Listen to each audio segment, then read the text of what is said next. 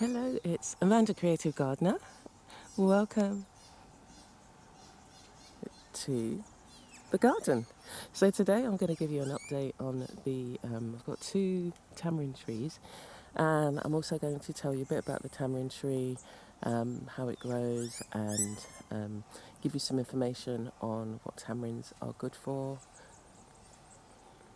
and so you can maybe even think about growing it in your garden space. I'm not sure how well they do in pots. So I grew these, I've got two tamarind trees and I grew them from seed. And this is probably about a year and a half old. It went through a spell where all the leaves dropped off on both trees. So it was just like, is this a bug? What do I do? And so I just, all I could do was leave them. Didn't want to take them up or anything. There wasn't any visible signs that I could see prior to that. But it's come back really healthy. I mean, we have had a dose of volcanic ash that happened on the island and covered everything. And that was, I think it lost the leaves before that.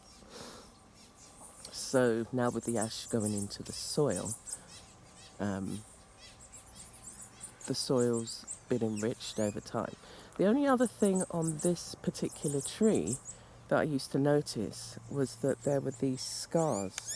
And if we look down at the trunk there, that's a fresh one we can see. But it's got all these tiny scars and I've got no idea. I thought it was the local cat. It looked like, scratch marks. So, but, some of them I've got no idea. So these are some fresh ones, and I think it might be the cat, but it goes all the way. I mean, we've got some deeper ones here, but then goes all the way up on the thicker branches. So what I'm going to do is maybe just keep an eye out, because it's not, I haven't seen any cats on here. Been hanging out. On the smaller branches, there doesn't appear to be any scratches, because one of the other things I thought was it was a natural thing that they split. And look, it's also got these white spots very similar to the frangipani tree, and I've seen this on my mahogany. So one of the things I'll probably do, I'll need to put some fertilizer, but in the form of the Mexican sunflower, and allow that to break down. I do that every now and again. And then I covered it with grass. But yeah, I think it's definitely in the need of some sustenance. The rocks you can see here is that when it started growing, I put the rocks round just so that when the guy who was cutting the grass, he didn't chop down the tree. So let's have a look at the other one, see how that's growing. That's growing in a different spot, obviously. And let's have a closer look at the trunk. As I said, I didn't know whether it was a natural occurrence that would cause the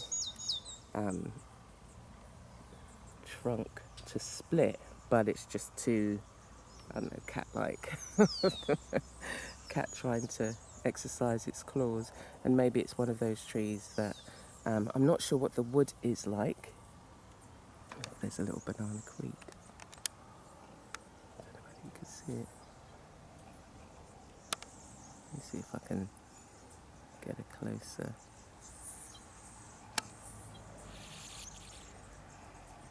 There.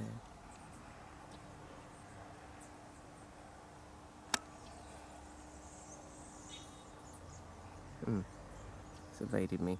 There's a little brown thing you can see in the way, and that's like, oh, there it is. Anyway, baby snap. So we'll just remove that. Anyway, we're going to walk to the other tree and I'll give you some information about the tamarind.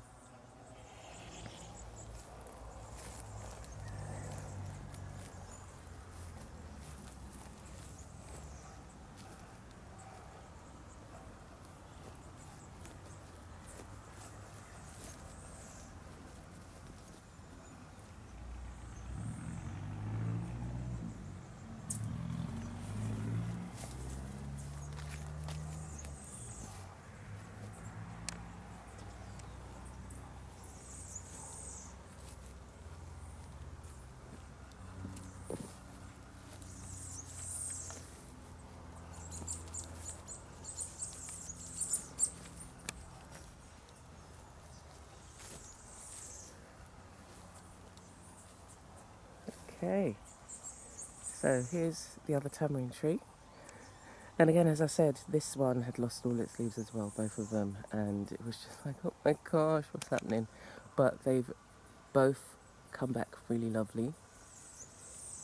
And let's have a look at the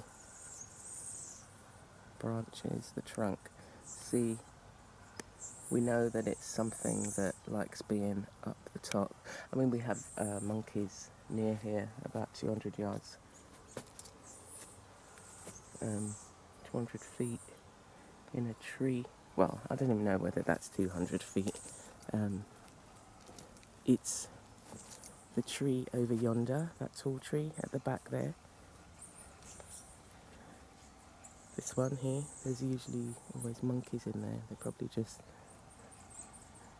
looking. They can probably see me. They do that sometimes. They're playing and then they stop and look towards this direction. So this is the other one, and I like the spot that it's in because it's adding to this bit where, you know, there's a way through the other side, and it just adds to welcome to this entrance. I mean, for me it does anyway. And yeah, so this one's doing pretty well as well. And I'm looking forward to when it finally does fruit, to taste the fresh fruit rather than the ones that we normally have, you know, is in a packet, but to taste it fresh off the tree. And I know that there may be some rivals in the form of the monkeys as well. The other thing I wonder is how well you could do eco-dye with the leaves. So I'm going to try that as well. But this is the update for the tamarind. And as we can see, it's got a load of really great properties. And if you do have the space and the right kind of temperatures, then it's definitely worth having around. So I hope that's been useful, and I'll see you next time. Take care.